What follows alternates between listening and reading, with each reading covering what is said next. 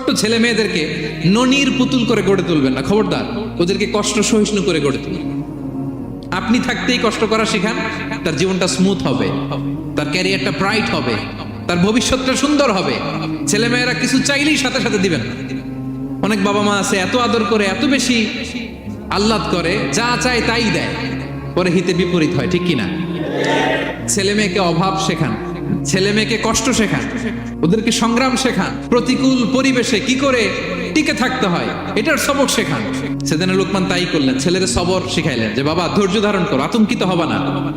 জীবন এটা সহজ নয়, জীবন চলার পথ সহজ নয়, এটাকে সহজ করে নিতে হয়। কখনো সবর করে, কখনো ক্ষমা করে, কখনো অন্যকে ইগনোর করে, কখনো দোয়া করে, কখনো আল্লাহর উপর তাওয়াক্কুল করে, ঠিক কিনা?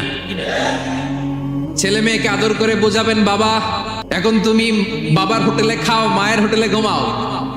সারা জীবন এমন চলবে না, দুনিয়াটা বড্ড কঠিন, এখানে কেউ কাউরে জায়গা করে দেয় না, নিজের জায়গা নিজেরই করে নিতে হয়, ঠিক কিনা? ছোটবেলা থেকেই তাকে দৃঢ় মনোবলের করে তুলতে হবে যে বাবা দুনিয়াটা এত সহজ নয়, এটা সহজ করে নিতে হয়। This is the life hacks. এই লাইফ হ্যাক গুলো আপনি শেখাবেন, লাইফ লেসন গুলো শেখাবেন।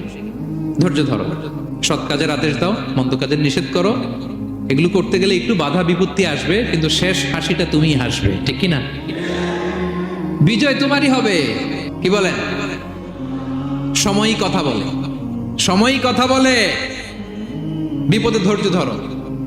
বিশ্বনবী আল্লাহ বললেন ওয়াসবির আলা মা ইয়াকুলুনা ওয়াহজুরহুম হাজরান জামিলা। নবী হে, বিপদে ধৈর্য হারা হবেন না।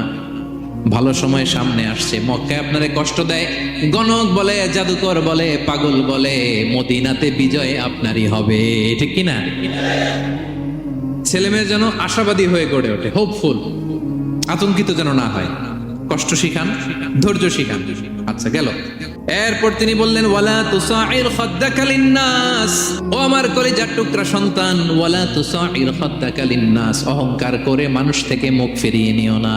ছেলেরে এবার সোশ্যাল বানানোর চেষ্টা করতেছেন, হ্যাঁ? ওয়ালা তুসাইর খাদ্দাকা লিন্নাস। দেখেন একটার পর একটা, প্রথমে স্রষ্টারে চিনাইলেন, তাই না? এরপরে স্রষ্টার ক্ষমতা সম্পর্কে শিখাইলেন, এরপরে আধ্যাত্মিকতা শিখাইলেন, এরপরে ইবাদত কি সেটা জানালেন, এরপরে তিনি সোশ্যাল এঙ্গেজমেন্ট কিভাবে করবেন, সোশ্যাল রিফর্ম কিভাবে করবেন শিখালেন। এবার মানুষের সাথে কিভাবে মিশতে হয় সেটা শিখাচ্ছেন। মানে পিপল ওরিয়েন্টেড হও। ওয়ালা তুসাইর খাদ্দাকা লিন্নাস। অহংকার করে মানুষের থেকে মুখ ফিরিয়ে নিও না, মুখ ছিটকাবে না। মানুষকে সম্মান করো, মানুষের সাথে মেশো, বি পিপল ওরিয়েন্টেড। আমাদের অনেক ছেলে মেয়েরা মানুষের সাথে মিশতে পারে না। দোষ কার? বাবা মায়ের, শেখায় না। একটা সময় আমাদের মনে আছে, ছোটবেলায় মেহমান আসলে আমরা এত খুশি হইতাম, কি বলেন? মেহমানের কাছে যাইতাম, সূরা শোনাইতাম, কবিতা শোনাতাম, এটা খেলতাম, ওইটা করতাম, যাওয়ার সময় আমাদেরকে টাকা দিয়ে যেত, হায় রে খুশি। এখন দেখবেন টেনে হিসেবে মেহমানের সামনে আনা যায় না। এরকম আছে না নাই? অনেক ফ্যামিলিতে এরকম আছে যে তারা সারাদিন ডিভাইস নিয়ে, এই ডিভাইস আসক্তি এত মারাত্মক পর্যায়ে পৌঁছেছে যে তারা মানুষের সাথে মিশতে পারে না। এই পাবলিক ওরিয়েন্টেশনটা অনেকের নাই, পিপল ওরিয়েন্টেশন নাই। অনেক ছোট বাচ্চা, মেহমান আসছে, তুমি একটু আসো, সালাম দাও, বসো, আসতে চায় না, বসতে চায় না, কারণ ওরা শিখানো হয় না। সারাদিন দিয়ে রাখছে কি হাতে? মোবাইল। এজন্য ছোটবেলা থেকে আমরা যেন সামাজিক বানাই, বাচ্চাকে যেন শেখাই, বাবা মুরব্বীকে দেখলে সালাম দিতে হবে। কি করতে হবে? ওরা শিখাবেন। অনেক সময় ছোট বাচ্চারা না বুঝে দারোয়ানের সাথে খারাপ আচরণ করে, ঘরের কাজের বুয়ার সাথে খারাপ আচরণ করে, ড্রাইভারকে বকা দেয়, আছে না নাই? ওর ভদ্রতা, ডিসেন্ট ম্যানার আপনি শিখান নাই, তো শিখবে কোত্থেকে? এই জন্য শুরুতেই বললাম যে গরুর পেট থেকে বেরোলে গরু হয়, কিন্তু মানুষের পেট থেকে বেরোলেই ওটা মানুষ হয় না। ওটারে মানুষ বানাতে হয়, দিনের পর দিন, মাসের পর মাস, টিউনিং করে, পলিশিং করে, গাইড করে করে মানুষের মতো মানুষ বানাতে হয়। তাহলে ছেলেনে বললেন ওয়ালা তুসাইর খাদ্দাকা লিন্নাস। তোমার চেহারাকে মানুষ থেকে ফিরিয়ে নিও না, গণমুখী হও, মানুষের সাথে মেশো। ছেলে মেয়েদেরকে এটা বলবেন।